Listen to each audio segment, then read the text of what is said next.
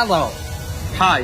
আমি ইউএস এর captain, united state Australia, America.